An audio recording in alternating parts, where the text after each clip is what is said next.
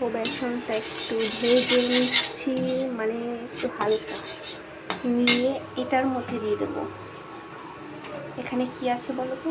পেঁয়াজ কুচি, রসুন কুচি, লঙ্কা কুচি, ধনেপাতা কুচি, লবণ, ভাজা জিরে, ধনে, শুকনো লঙ্কার গুঁড়ো, একটুখানি গরম মশলা, একটুখানি লঙ্কার গুঁড়ো, এখানে আলু সেদ্ধ।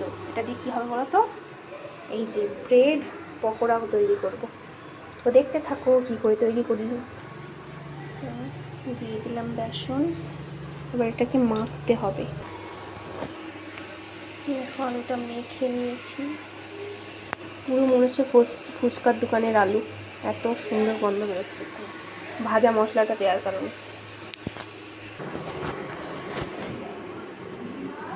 এটা এবার গুলে নেব জল দিয়ে। ডিমটাও লাগবে, তা আমি আর ভাবছি ডিমটা আলাদা করে দেবো না, এর মধ্যেই দিয়ে দেবো ডিমটা।